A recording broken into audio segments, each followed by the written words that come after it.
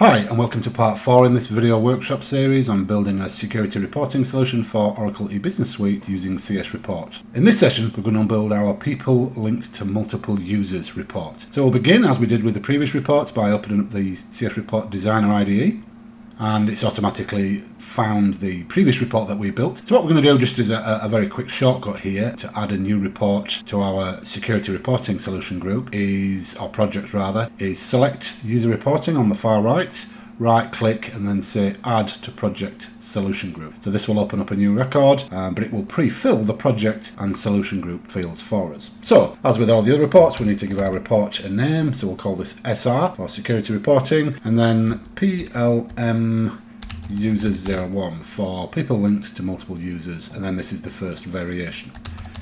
Give it a window title. In this case it will be security people linked to multiple users. Project and solution group are predefined. Menu and sequence, menu prompt and sequence will populate again. We'll use these later when we get to using application builder. This can be menu sequence number 30, and as per the previous two reports that we built, we're going to paste in some SQL that we created earlier. Again, very simple SQL statements that simply looks on the F&D user table, links over to HR and pulls in any rows where you have a single person that's linked to more than one EBS user record. So save, compile, and version 1 of our new report is complete. So let's test it, and here we go.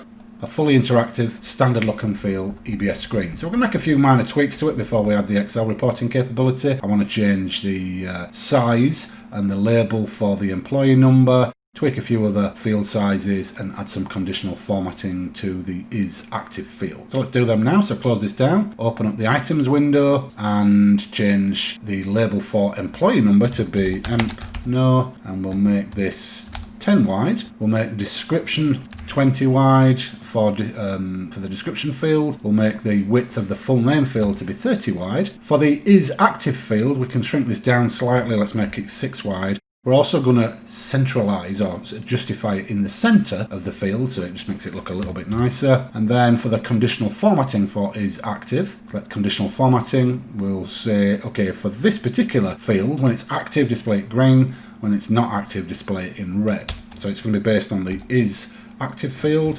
When it's equal to the string literal yes, then we'll display it black text with a green background. And also, if the is active field is equal to the string literal no, then we're going to display it white with a red background. And that's as changes done. Let's save, compile, and test. There we go. We can see the changes have been made. Employee number is now emp no. The field is somewhat shorter.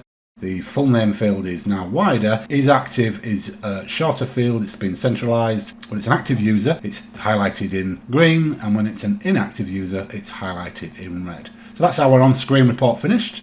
Let's simply now add the Excel reporting capabilities. Simply go to the reporting tab, ensure it's enabled, ensure output format is Excel, enable the independent concurrent program, double click to pull in to set the independent concurrent program name to be the same as the solution title, but I'm just going to remove the security text. We want alternate rows to be highlighted, and we want to apply conditional formatting. Save and compile. So both our on-screen and our Excel-based report are finished. So let's now deploy them, or do a single deployment of both the on-screen report and the Excel report. We open up the direct deploy screen. Again, we're going to apply to System Administrator. Select System Administrator for the responsibility down the left. Drill into the menu. It's going to go into the security user submenu. Double click to set the menu prompt. People linked to multiple users. Click deploy to deploy solution, and then deploy ICP to deploy the independent concurrent program. So that's it. The development of our on-screen report, our Excel report, and deployment of both is now complete. So let's just do the final test. Switch over to sysadmin. In the security menu, in the user submenu, we now have people linked to multiple users. And here's our on-screen report.